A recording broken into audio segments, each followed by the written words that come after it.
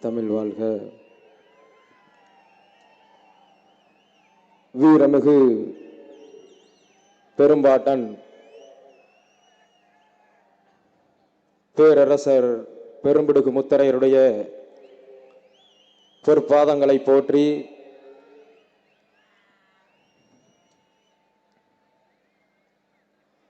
சாதி சமநிலையற்ற இந்த சமூகத்திலே சமநீதி சமர்புரிய வந்திருக்கிற சமநீதி போராளி அவர்களை வணங்குகிறேன். மேடையிலே அமர்ந்திருக்கக்கூடிய அத்துணை மாநில மாவட்ட நிர்வாகிகளுக்கும் எனக்கு முன்பாக நல்ல பல கருத்துக்களை வழங்கி அமர்ந்திருக்கக்கூடிய அத்துணை நிர்வாகிகளுக்கும், மேலும் ஒரு இக்கட்டான சூழ்நிலையில் புதிய விதிமுறைகளை அரசாங்கம் அரசாணையாக பிறப்பித்திருக்கிற போதும் அரசாங்கம் அந்த நிலையான வழிகாட்டு நெறிமுறைகளை வகுத்ததற்கு பிறகு நடக்கிற தமிழகத்திலே நடக்கிற முதல் மாநாடாக இந்த மாநாடு இருந்த போதிலும் நமக்கு முழு ஒத்துழைப்பை வழங்கி வெயில் மழை என்று பாராமல் இன்றைக்கு நமக்கு பாதுகாப்பை வழங்கி கொண்டிருக்கிற காவல்துறை நண்பர்களுக்கும், நம்முடைய பேச்சுகளை எல்லாம் குறிப்பெடுத்துக் கொண்டிருக்கிற உளவுத்துறை நண்பர்களுக்கும், நம்முடைய இந்த வெற்றி மாநாட்டை தமிழகமெங்கும் பறைசாற்ற போகிற ஜனநாயகத்தினுடைய 4வது தூணாக இருக்கக்கூடிய பத்திரிகை துறை நண்பர்களுக்கும், மேலும் இங்கே உணர்வு எழுச்சியோடு குழுமி இருக்கக்கூடிய எனது உயிரினும் மேலான உறவுகள் அத்துணை பேருக்கும் KKS அன்பு தம்பி குரு மணிகண்டனின் அன்பு நிறைந்த வணக்கங்கள்.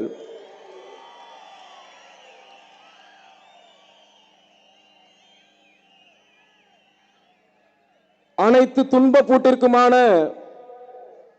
திறவுகோல் அரசியல் அதிகாரம்தான் என்று சொல்கிறார் புரட்சியாளர் அண்ணல் அம்பேத்கர் அவர்கள்.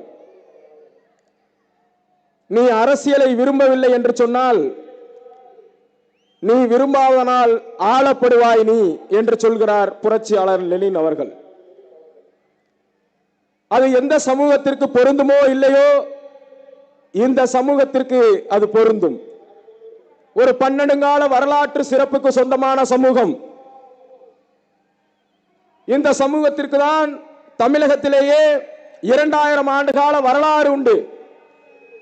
இங்கே நாம் அத்துணை பதாகையிலும் பதித்து வைத்திருக்கிற பேரரசர் பெரும்பிடுகு முத்தரையர் ஏறத்தாழ 2000 ஆண்டுகளுக்கு முன்பாகவே நாடு கட்டி ஆண்ட மாமன்னர். நாம் பாட புத்தகத்திலெல்லாம் படித்திருப்போம்.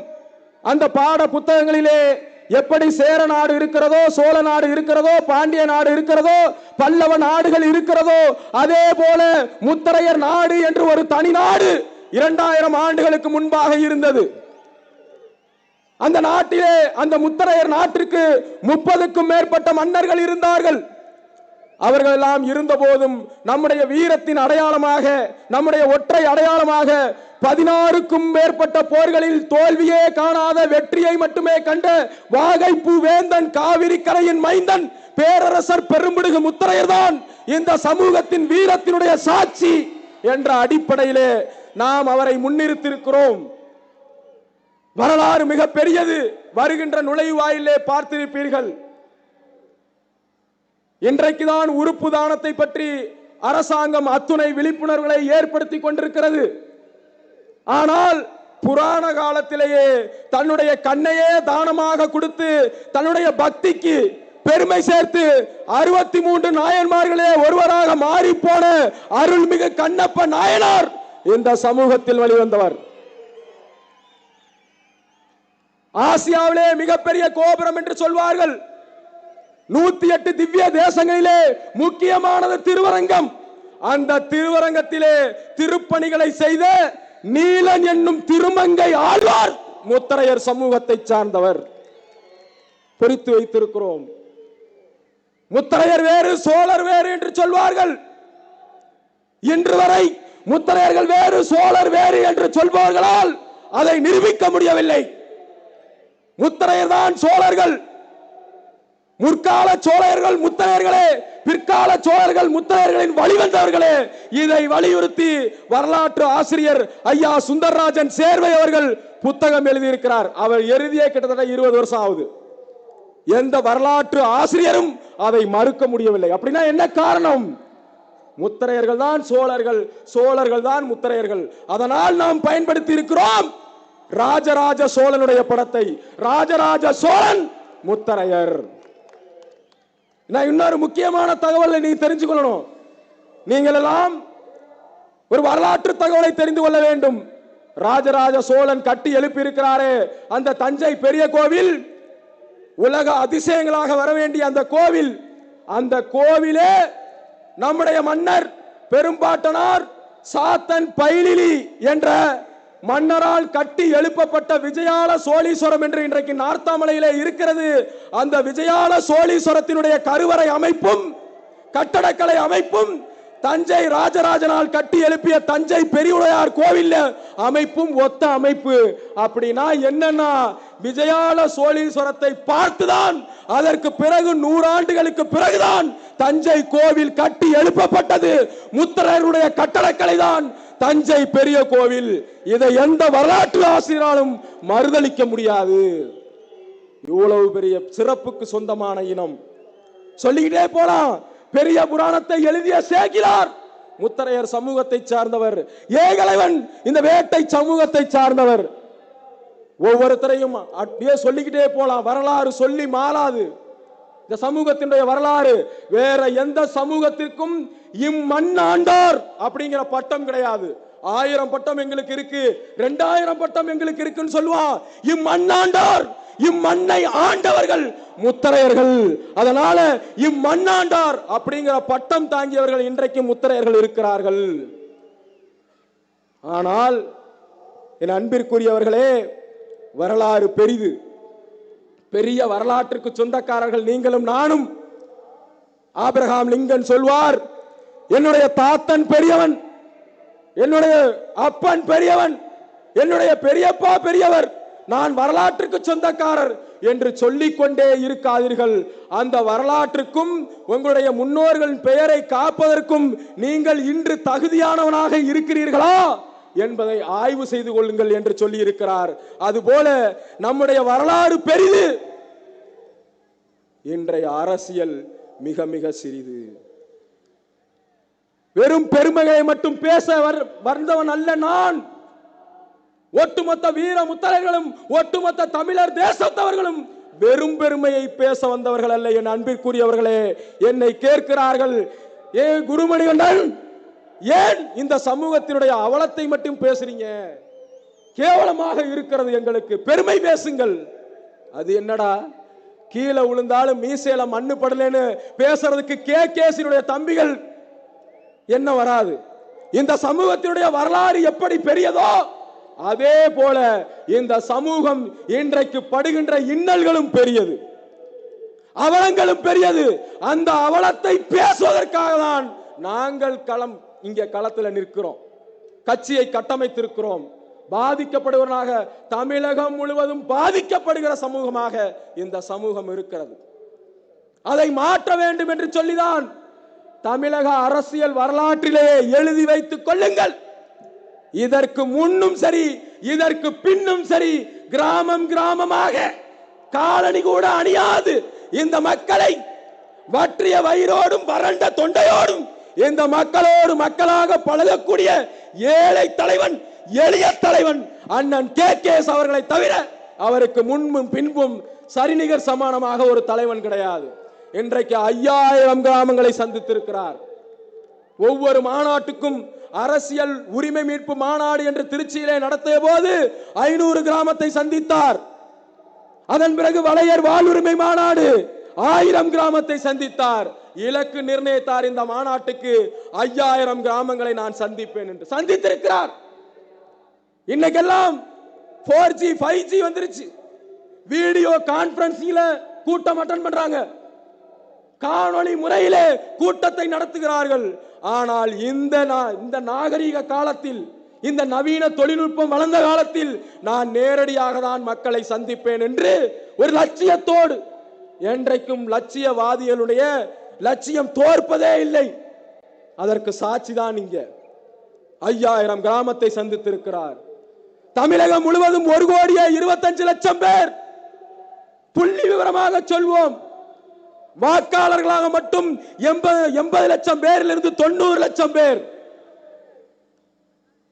மிகப்பெரிய மக்கள் சக்தி. 40 சட்டமன்ற தொகுதிகளிலே வெற்றி தோல்வியை தீர்மானிக்கக்கூடியவர்கள். 10 பாராளுமன்ற தொகுதிகளிலே இவர்கள் யாருக்கு வாக்களிக்கிறார்களோ அவர்கள் தான் எம்பி. 1 லட்சத்திற்கும் மேற்பட்ட வாக்குகளை கொண்ட தொகுதி மட்டும் 15க்கும் மேற்பட்ட தொகுதி. 15 தொகுதிக்கு மேல 1 லட்சம் வாக்கு இருந்த போதும் 40 சட்டமன்ற உறுப்பினர்களாக வரவேண்டிய இந்த சமூகம் வெறும் 4 எம்எல்ஏக்கள் தான் இருக்கிறாங்க. அது இன்று. ஆனால் சுதந்திர இந்தியாவில் இந்த தமிழகத்தில் தமிழக சட்டமன்றம் அமைந்ததில் இருந்து தமிழக சட்டமன்றத்திற்கு சென்ற முத்தரையருடைய விவரம் தெரியுமா? தமிழக சட்டமன்றத்திற்கு இதுவரை சுதந்திர இந்தியாவிலேயே இந்த 75 ஆண்டு காலத்திலேயே வெறும் 64 பேர் தான் சட்டமன்ற உறுப்பினர்களாக ஆகியிருக்கிறார்கள். என் அன்பிற்குரியவர்களே, வெறும் 64 பேர் 75 வருஷத்துல. 3/4 நூற்றாண்டு கடந்து விட்டது. ஒரே சட்டமன்றத்தில் வன்னியர்கள், ஒரு சட்டமன்ற தேர்தலிலே வன்னியர்கள் 20க்கும் மேற்பட்டோர் எம்எல்ஏ ஆகிறாங்க. முக்குளத்தோர்கள் 25க்கும் மேற்பட்டவர்கள் எம்எல்ஏ ஆகிறார்கள். கொங்கு வேளாள கவுண்டர்கள் 30க்கும் மேற்பட்டவர்கள் சட்டமன்ற உறுப்பினர்களாக போகிறார்கள். ஆனால் என் அன்பிற்குரியவர்களே, நீங்களும் நானும் பிறந்த சமூகத்திலிருந்து இதுவரை சட்டமன்றத்திற்கு சென்றவர்கள் எண்ணிக்கையே 64 தான். இதுல இன்னொரு விவரம் வருவோம். இன்றைக்கு இருக்கிற அமைச்சரவையில் கூட முக்குளத்தோர்கள் 5 பேர், நாடார்கள் 5 பேர், வன்னியர்கள் 5 பேர் என்று அதிகப்படியான எண்ணிக்கையிலே இருப்பார்கள். ஆனால் நீங்களும் நானும் பிறந்த சமூகத்திலிருந்து இதுவரை அமைச்சர்களாக இந்த ஆட்சியை அலங்கரித்தவர்கள் வெறும் 12 பேர் தான். வெறும் 12 பேர். இந்த நாடு ஜனநாயக நாடு, இந்திய நாடு, உலக நாடுகளுக்கெல்லாம் முன்மாதிரி என்று சொல்வார்கள். மிகப்பெரிய ஜனநாயக நாடும் இந்தியா, மிகப்பெரிய ஜனநாயக நாடுன்னு சொல்லுவாங்க. ஆனா அந்த ஜனநாயக நாட்டில் இதுவரை 12 பேர் தான் அமைச்சர்களாக போனவர்கள்.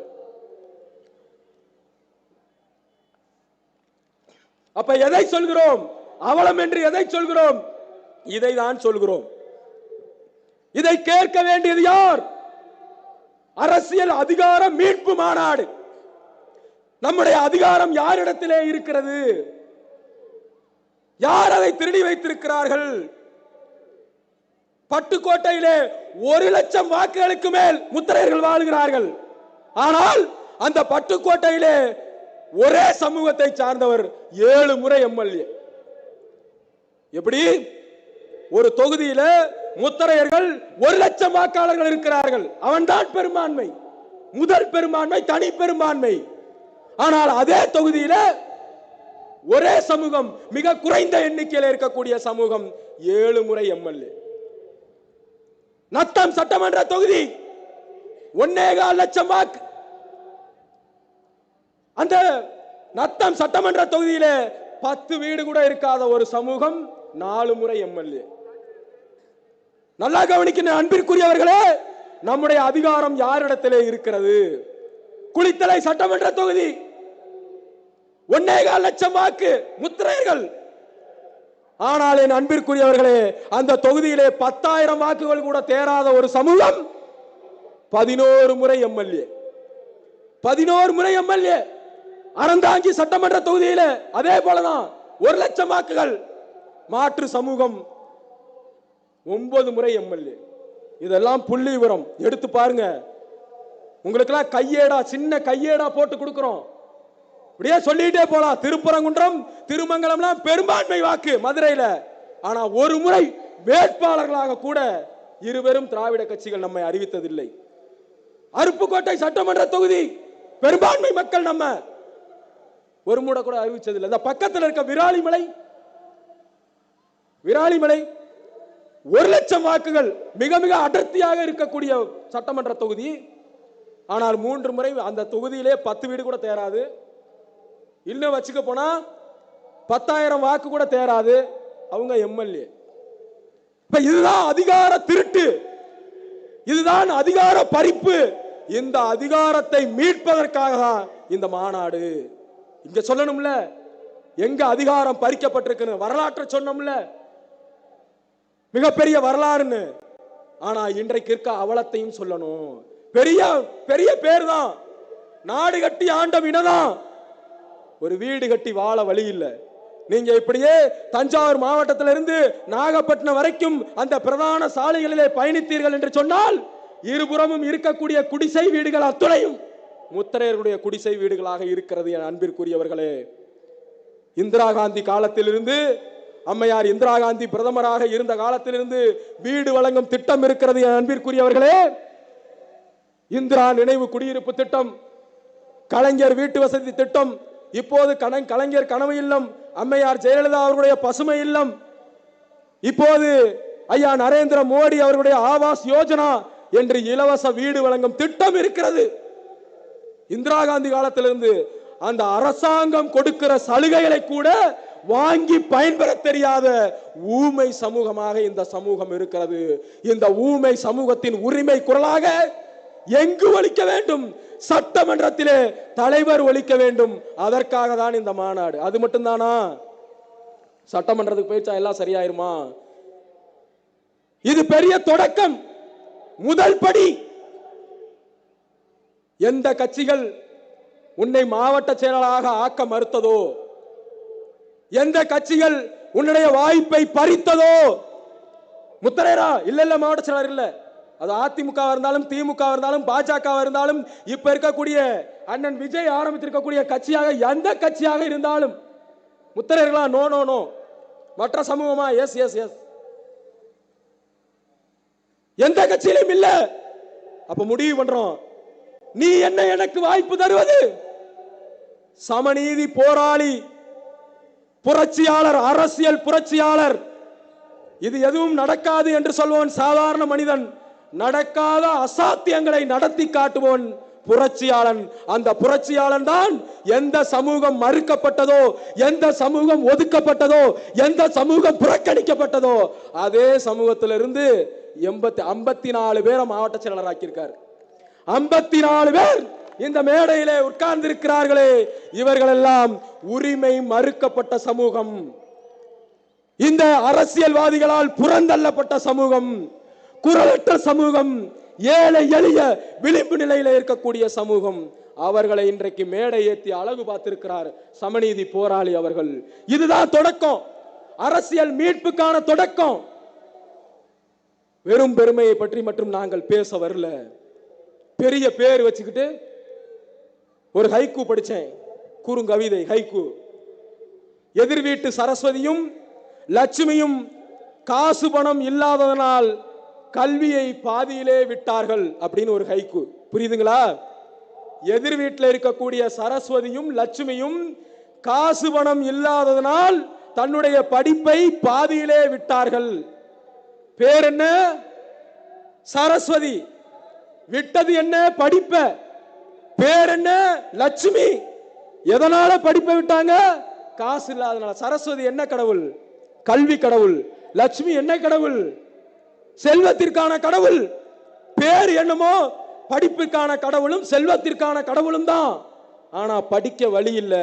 அது யாருக்கு பொருந்துகிறதோ இல்லையோ, இந்த சமூகத்திற்கு பொருந்துகிறது. உங்களுடைய பெயர் காவல்காரன், அப்படி நெஞ்ச நிமித்தி சொல்லுவோம், காவல்காரன் நான். எத்தனை ஐபிஎஸ் ஆபீசர் பார்க்கீங்க?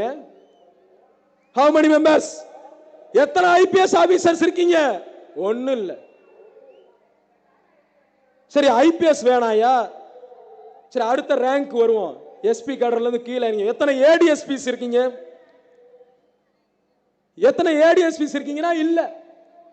டிஎஸ்பி எண்ணிரலாம், காவல் துணை கண்காணிப்பாளர்களை எண்ணி விடலாம். மொத்தத்துக்கே தமிழகம் முழுக்க ஒரு 10 பேர் 15 பேர் அப்படி எண்ணிரலாம்.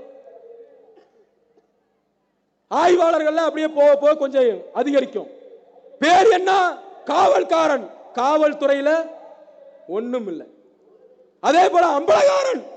அம்பலகாரன் என்றால் நீதி வழங்குபவர்கள் என்று அர்த்தம், நீதிபதி என்று அர்த்தம். மாவட்ட நீதிபதிகளாக கூட இந்த சமூகத்தில் இருந்து இன்னும் வரவில்லை. இதையெல்லாம் அரசாங்கம் கவனிக்கணும். ராஜா முத்து ராஜாமா நாங்க தான்மா திருச்சி. யாரு திருச்சியில? நீங்க ராஜா தானே. ஆளுவது யாராக இருக்கணும்? ராஜா தானே ஆளணும். ராஜா ஆள்றீங்களா? இல்ல, நீங்கள் ஆளுவதற்காக தான். நீங்கள் வாழ்வதற்கு அல்ல இந்த மாநாடு, நீங்கள் ஆள்வதற்கு தான் இந்த மாநாடு. உங்களை ஆள வைப்பதற்கு தான் மாநாடு. என் அன்பிற்குரியவர்களே, அவ்வளவு பெரிய அவலத்தில் இருந்து அந்த அவலத்தை துடைத்து எறிவதற்காக, அதை உங்கள் மத்தியிலே பேசுவதற்காக நாங்கள் இங்கே களத்தில் நிற்கிறோம். எல்லாம் பேசுறான். என்ன தேர்தலுக்கு தேர்தல், தலைவர் கூட்டணி மாறுகிறார். அட அயோக்கிய பயல்களா, அதுக்கு பேர் வியூகண்டா. தலைவர் வீகத்தை மாற்றி அமைக்கிறார், மாறுகிறார் இல்ல, தன்னுடைய வீகத்தை மாற்றி அமைக்கிறார். இலக்கு ஒன்றுதான், இந்த சமூகத்தினுடைய விடுதலை. அவர் பயணிக்கிற அந்த இலக்கிற்காக பயணிக்கிற குதிரைகள் தான் மாறி மாறி அடுத்தடுத்து ஒரே ஒரு இலக்கு தான்.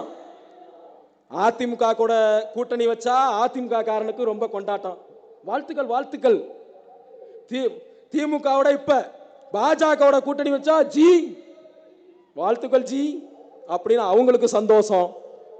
திமுகவோட கூட்டணி வச்சா திமுகவுக்கு சந்தோஷம். நீ எந்த கட்சியில வேணாலும் இருந்துக்கோ, முதல்ல உனக்குன்னு ஒரு சொந்த கட்சி வேணும். எல்லா சமூகத்திற்கும் ஒரு அரசியல் இயக்கம் இருக்கிறது, எல்லா சமூகத்திற்கும் இருக்கு. உன்னுடைய சமூகத்திற்கு ஒரு அரசியல் இயக்கம் வேணும்.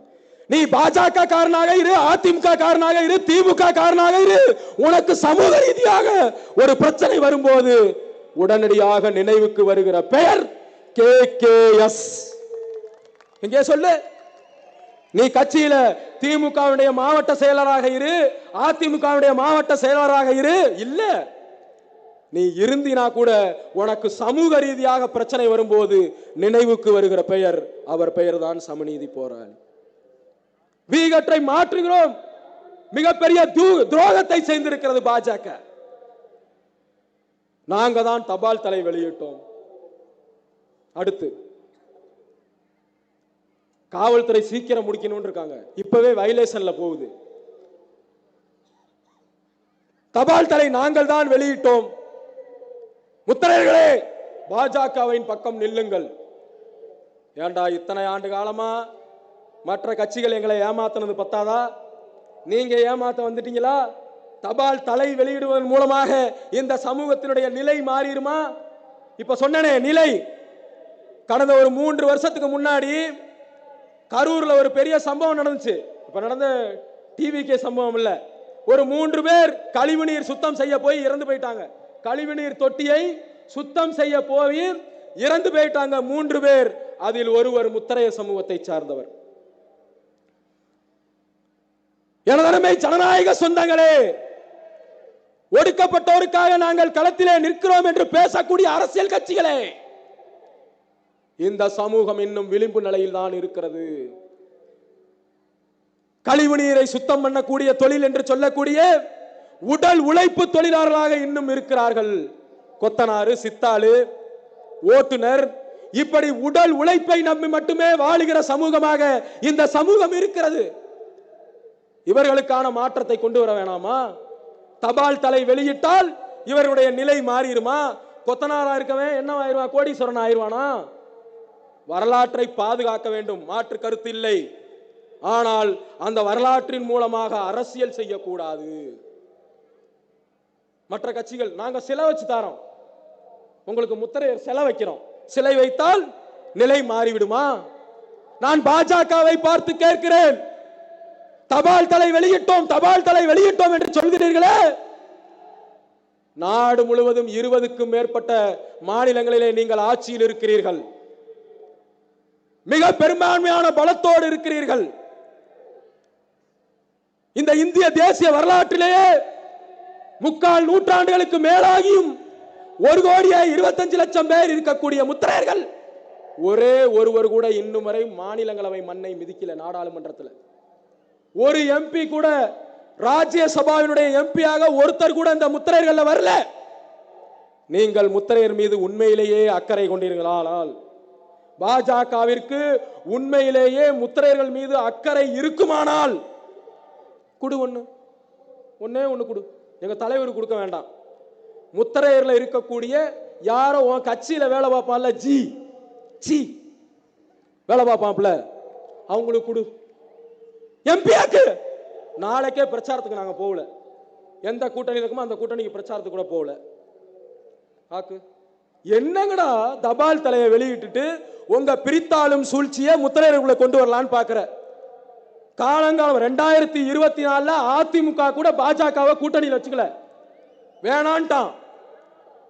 ஆனா அந்த நேரத்தில் அழைப்பை கொடுத்ததை நம்பி நேரடியாக போய் தமிழகம் முழுக்க, இங்க உட்கார்ந்திருக்க மாவட்ட செயலாளர்கள் தெரியும், 10 பேர் கூட பாஜகவுக்கு அங்க பொறுப்பாளர்கள்னா நம்மால் 100 பேர் நிற்பான். கொடியோட 100 பேர் நிற்பான். தமிழகம் முழுக்க நின்னா ராமநாதபுரம் தொகுதியில் ஐயா ஓபிஎஸ் வாங்கின வாக்குல பாதி வாக்கு நம்ம தான். 18% பிஜேபி எடுத்துச்சுன்னா அதுல பல்வேறு காரணங்கள் இருக்கு. அந்த பல்வேறு காரணங்கள்ல முக்கிய காரணம் முத்திரையருடைய வாக்கு இல்லைன்னு யாராலையும் மறுக்க முடியாது. நீங்க அண்ணாமலையினுடைய தலைமைன்னு சொல்லுவீங்க, ஆளுங்கட்சிக்கு எதிரான அந்த அலைன்னு சொல்லுவீங்க. இந்த காரணங்கள்லாம் இருந்தாலும் முத்திரையருடைய வாக்கு 18% இருக்கு. இருக்கா இல்லையா? இப்படியெல்லாம் எங்களை வேலை வாங்கிட்டு நீ பாஜக தபால் தலை வெளியிடும் போது என்ன பண்றாங்க, 7 லட்சம் ரூபாய் ஒருத்தன் கொடுப்பானா அவனையும் கூப்பிட்டு எங்களோட சரிசமயமா மேடையில் உட்கார வைப்பாங்களாம். 7 லட்சம் ரூபாய்க்கு பாஜக மாநில தலைவருக்கோ இல்ல பாஜக எந்த உறுப்பினருக்குமோ 7 லட்சம் ரூபாய்க்கு யோக்கியது இல்லையா?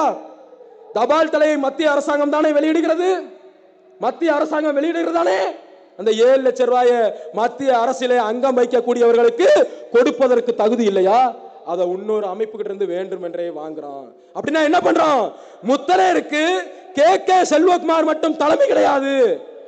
கே செல்வகுமார் தலைமையிலே முத்திரையர்கள் திரண்டால் அவர் ஆளுகிற கட்சியோ எதிர்கட்சியோ தேசிய கட்சியோ திராவிட கட்சியோ அந்த கட்சிகளை இந்த மக்களுக்கான நல்லது செய்ய சொல்லி மிரட்டுவாரு. அதனால 2 பேரை வச்சுக்கணும், 2 பேரை பிரிச்சாளணும், டீமை பிரிக்கணும். அது நடக்காது ராஜா, அது நடக்காது. நீ துரோகம் செய்த. ராஜ்யசபா உறுப்பினர் கொடுப்பேன்னு சொன்ன, கொடுக்கல. வாரியம் கொடுப்பேன்னு சொன்ன, கொடுக்கல. இந்த தேர்தல், இந்த சட்டமன்ற தேர்தலில் என் ஆள் கொடுப்பான். தமிழகம் முழுக்க இருக்கக்கூடியவர்கள் முத்திரையர்கள் உங்களுக்கு பெருசா தூக்கி கொடுக்க போறான். இருங்க. பாஜக அதிமுக எந்த கூட்டணியா இருந்தாலும் சரி, பாஜக அங்கம் வைக்கிற கூட்டணிக்கு மிகப்பெரிய அடியை கொடுப்பான். அதிமுக மட்டும் என்ன நல்லவன் நினைக்கிறீங்களா? அன்றைய சூழ்நிலையில அரசியல் அதிமுகவில் 2 பேரும் துருவங்களா இருந்தாங்க. ஐயா ஓபிஎஸும் இபிஎஸும். ஓபிஎஸ் இல்லாம தென் மாவட்டத்துக்குள்ள இபிஎஸ் வர முடியாது. யாரு? ஐயா எடப்பாடியார் தென் மாவட்டங்கள்ல ஐயா ஓ பன்னீர்செல்வம் இல்லாம வர முடியாது. யாரையுமே கூப்பிடல வளையர் வாழ்வுரிமை மாநாட்டிற்கு. நல்லா தெரிஞ்சு இப்ப சொல்றோம், வளையர் வாழ்வுரிமை மாநாட்டிற்கு தென் மாவட்டத்திலே அன்றைக்கு துணை முதல்வராக இருந்த ஐயா ஓபிஎஸ்ஐ கூட நாங்கள் அழைக்கவில்லை. ஆனால் ஐயா எடப்பாடியாரை அழைத்து கொண்டு வந்து அந்த மாநாட்டை நடத்தினோம். மிகப்பெரிய மக்கள் அலை கூட்டம். எங்களுடைய பாதுகாப்பிலே, வீர முத்தையருடைய பாதுகாப்பிலே அங்கே உரையாற்றினார். போலீஸ் பாதுகாப்புல இல்ல. இப்ப கூட சில நிகழ்ச்சிகளுக்கு போகும்போது செருப்பை வீசுறான். வீர முத்திரையருடைய மாநாட்டுக்கு வந்து ஐயா எடப்பாடியார் மேல செருப்பை வீசிடுவானா? அப்ப வந்தார், ஆட்சியில் இருக்கும்போது பிரச்சனை எல்லாம் நடந்துகிட்டு இருக்கும்போது வந்தார், கூட்டிட்டு வந்தோம். ஆனா அந்த கட்சியும் நம்மளை துரோகம் செய்தது. இதே பக்கத்து தொகுதியில் இருக்கக்கூடிய விராலிமலையை சார்ந்த, விராலிமலையுடைய எம்எல்ஏவாக இருந்த அமைச்சர் விஜயபாஸ்கர் சாதிய நோக்கத்தோடு நமக்கு வாய்ப்பு கொடுத்த மறுத்தார், தடுத்தார். பகிரங்கமான குற்றச்சாட்டு. அடிமை எண்ணம் எங்களுக்கு கிடையாது, அதனால் எவனை கண்டும் அச்சப்பட வேண்டிய தேவையும் எங்களுக்கு கிடையாது. உண்மை எதுவோ அதை உடைத்து பேசுவர்கள் தான் சமநீதியாரின் தம்பிகள். தடுத்தார், சாதிய நோக்கத்தோடு தடுத்தார். மான உணர்ச்சியோடு நக்கி பிழைக்கல. எங்க ஐயோ அதிமுக இருந்துட்டோமே, எத்தனை கோடி வேணும் தர்றேன்னா ஆதரவு மட்டும் கொடு, சீட்டு கேட்காத, அதிமுக உனக்கு சீட் இல்ல, நோட்டு உண்டு, அமைதியாரு, முடியாது என்று சொல்லி மான உணர்ச்சியோடு வெளியேறினோம். நீ கொடுக்கிற நோட்டு என் மயிருக்கு சமானம். மான உணர்வு முத்தரையருக்கு தன்மான உணர்வு தான் பெரிது. இன்னைக்கு நேத்து இல்லடா, நாலடியார் காலத்திலே சொல்லி இருக்கான், மல்லன்மா ஞானத்து வாழ்பவர் எல்லாம் செல்வரெனினும் கொடாதவர், பெருமுத்தரையரே செல்வரை சென்றாதவர் அப்படின்னா என்ன பொருள்னா, ஒருவேளை சோத்துக்கு இல்லாம இருந்தாலும் இருப்பான்டா இந்த முத்தரையன், அடுத்தவனிடத்திலே மண்டிட்டு வாழ மாட்டா, பிச்சை கேட்டு வாழ மாட்டான்னு நான் சொல்லல, நாலடியார் சொல்லி இருக்கு. நாலடியார நீயோ நானோ நம்ம பாட்டனோ தாத்தனோ எழுதல, சமண முனிவர்கள் முத்தரையர்கள் தன்மானம் மிக்கவர்கள் தான் எழுதினா. அதே தன்மானத்தோட அதே ஒரு பேரரசர், வாழும் பேரரசர் தன்மான உணர்வோட வெளியேறி சுயேட்சையாக நின்றார் திருமயத்தில். 15,134 மானமுள்ள முத்தரையர்கள் வாக்கு செலுத்தினார்கள். எத்தனை பேரு? திருமயம் தொகுதியில் இருக்கக்கூடிய மானமுள்ள 15,144 பேர் வாக்களித்தார்கள். அதனால எந்த இடத்துல சிறிய அவமானம் ஏற்பட்டாலும் சரி, அந்த இடத்துல என்ன கிடைச்சாலும் சரி, அதை விட்டு தூக்கி எறிஞ்சிட்டு வெளியேறி மான உணர்வோட வெளியேறுவர்கள் தான் வீர முத்தரையர்கள், தமிழர் தேசத்தவர்கள். என்ன கூட்டணி? திமுக கூட கூட்டணி வைக்க கூடாதா? இந்த சமூகத்தினுடைய கோரிக்கைகளை செவிசாய்த்து கேட்கிறார்கள். நிச்சயம் இந்த சமூகத்திற்கான வாய்ப்பு, சமநீதி போராளிக்கு கொடுக்கப்படும் வாய்ப்பு. இந்த சமூகத்திலே 1,25,00,000 பேர் இருக்கிறார்கள். சமநீதியார் ஒருவர் எம்எல்ஏ என்று சொன்னால் 1,25,00,000 பேரும் எம்எல்ஏ. நீங்கள் கொடுக்கக்கூடிய வாய்ப்பு என்ன? ஒட்டுமொத்த முத்திரையர்களுக்குமான வாய்ப்பு. அப்படியே இருட்டடிப்பு செய்வான், இவனும் செய்ய மாட்டான், செய்யறவனையும் செய்ய விட மாட்டான். நாங்க தான் அதிமுக தான் சிலை வச்சோம். சரி ராஜா, பேரரசர் பெரும்பிடுகு முத்தரையருடைய சிலையை வைத்தது வேணா அதிமுக, வெறும் சிலையை மட்டும் வச்சுட்டு விட்டுட்டீங்க. யார் ராஜா அரசு விழாவா அறிவிச்சது தெரியுமா உங்களுக்கு? அரசு விழாவாக பேரரசர் பெரும்பிடுகு முத்தரையருடைய சதய விழாவை அறிவித்தது முத்தமிழறிஞர் ஐயா கலைஞர் அவருடைய தலைமையிலான அரசாங்கம். இதை யாரும் பேச மாட்டான். ஏன்னா கூட்டணி இந்த மக்களை அதிமுக வாக்காளர்களாக மட்டும் வைத்திருக்கணும். எங்கள்கிட்ட என்ன தெரியுமா சொல்றான்? கூட்டணி பேச்சுவார்த்தை நடத்தும் போது அதிமுகவில் தான் முத்தரையர்கள் இருக்கிறார்கள், எதற்கு நாங்க முத்தரையர் சங்கத்தை சேர்க்கணும்? எப்படி சுட்டு போட்டா கூட பிறந்த குழந்தை கூட அதிமுகவுக்கு ரெட்டலைக்கு தான் ஓட்டு போடுவேன்னு வரும், நாங்க ஏன் முத்தரையர் சங்கத்தை சேர்க்கணும்னு கேட்கிறாப்ல. அப்ப என்ன எண்ணம்? மிதப்பு. நாங்க தான் சிலை வச்சோம். இந்த சிலைக்கு இன்றைக்கு அரசு விழாவாக அரசு கௌரவம் கொடுத்தது யார்? ஐயா கலைஞர். 2019 அறிவிச்சிங்க தேர்தல் வரும்போது, 2019 நாடாளுமன்ற தேர்தல் வரும்போது திருச்சியில் இருக்க மணிமண்டபத்தை ஐயா எடப்பாடியார் அறிவிச்சு அரசாங்கம் நினைச்சா 1 மாசத்துல திறக்கலாம். தேர்தலுக்கு அப்பவே 3 மாசம் இருந்துச்சு. 2019 கட்டினது அவர். அதன் பிறகு 21 வரையும் ஆட்சியில் இருந்தாரு, திறக்கல. நம்ம பல்வேறு போராட்டத்திற்கு பிறகு நம்முடைய கோரிக்கையை ஏற்று திராவிட மாடல் அரசாங்கம் ஐயா மு.க. ஸ்டாலின் அவருடைய தலைமையிலான இந்த அரசாங்கம் திறந்து வைத்தது. நம்ம அன்னைக்கு எதிர்கூட்டணியில் இருந்தாலும் நம்மளை அழைத்தது. அதனால அரசியல் வியூகங்கள் என்பது நிலைமைக்கு நிலைமை மாறுபடும். என் அன்பிற்குரியவர்களே, மாறுபடும். இதையெல்லாம் நீங்க உள்வாங்கிக்கிட்டு ஒரே தலைமையின் கீழே நிக்கணும். இந்த புதுசா வராங்க, நடிகர் விஜய் வரார், அரசியலுக்கு வரார், அவர் பெரிய மாற்றத்தை தருவார் அப்படின்லாம் நின்னீங்கன்னா வேலைக்கே ஆகாது. அதிமுக ஏமாத்திருச்சு, பாஜக ஏமாத்திருச்சு, எல்லாரும் ஏமாத்திட்டாங்க. தாவேகா தலைவர் மட்டும் நமக்கு அப்படியே தூக்கி கொடுத்துருவாரா? முடியாது, எதுவும் செய்ய முடியாது. ஏன்னு கேட்டா, புரட்சி கலைஞர் ஐயா விஜயகாந்த் அவர்கள் வரும்போது கூட அவர் படங்கள் எல்லாம் புரட்சி வசனங்கள் இருக்கும். இன்றைக்கு பட்டி தொட்டி தோறும் முழங்கக்கூடிய போராடடா வாழேந்தடா என்ற பாட்டு ஐயா புரட்சி கலைஞர் விஜயகாந்தனுடையது. விஜய் பாட்டெல்லாம் எடுத்துக்கோமா, பண்பாடு கலாச்சாரத்தை பிரதிபலிக்கிற மாதிரி விஜயகாந்த் பாட்டெல்லாம் இருக்கும். அவருடைய படமும் இருக்கும். நம்ம அன்னை விஜயோடைய படம் எந்த பண்பாட்டை வெளிப்படுத்தும் என்று சொன்னால் மாமியாருக்கு சோப்பு போடுகிற பண்பாட்டை தான் வேணும். ஆமாவா இல்லையா? ஒரு படம், அந்த படத்துல இந்த பகுதி பாத்ரூம்ல இருந்து இந்த பகுதிக்கு சோப்பு போடுவார். வில்லுன்னு ஒரு படம், நம்முடைய பண்பாட்டை பிரதிபலிக்கிற, அண்ணன் விஜயனுடைய பண்பாட்டை பிரதிபலிக்கிற படம் வில்லு. எடுத்து போய் இன்னைக்கு இருந்தா பாருங்க. குழந்தைகள் பார்க்க வேணாம், பெண்கள் பார்க்க வேணாம், ஆண்கள் மட்டும் பாருங்க. அவரே சொல்றார், என் அன்பிற்குரியவர்களே, அண்ணன் விஜயே சொல்கிறார், தங்க நிறத்துக்கு தான் தமிழ்நாட்டை எழுதி தரட்டுமா? நீங்க ஓட்டு போட்டு தேர்ந்தெடுத்தீங்கன்னு சொன்னா தங்க நிறத்தை பார்த்தார்னா தமிழ்நாட்டை எழுதி கொடுத்துட்டு வந்துருவார். அதனால தயவு செஞ்சு ஓட்டு போறாதீங்க, உன் இதயத்தை கொடுத்துரு, இந்தியாவே உனக்கு தான்ட்டார். யாராவது இதயத்தை கொடுத்தா இந்தியாவே உனக்கு தான் சொல்லிடுவாரு. அதனால என் அன்பிற்குரியவர்களே, புதிதாக முளைப்பவர்கள் எல்லாம் நம்முடைய தலைவர்கள் இல்ல. களத்திலே யார் நிற்கிறார்? நீ பாதிக்கப்படும் போது ஓடோடி வந்து உன் துன்பத்தையும் துயரத்தையும் துடைப்பது யார்? சமநீதியார். அவருடைய களங்களை வலுப்படுத்துவோம் என்று சொல்லி தட்டி எழுப்புவோம் தமிழர்களை, கட்டி முடிப்போம் தமிழர் தேசத்தை. நன்றி, வணக்கம்.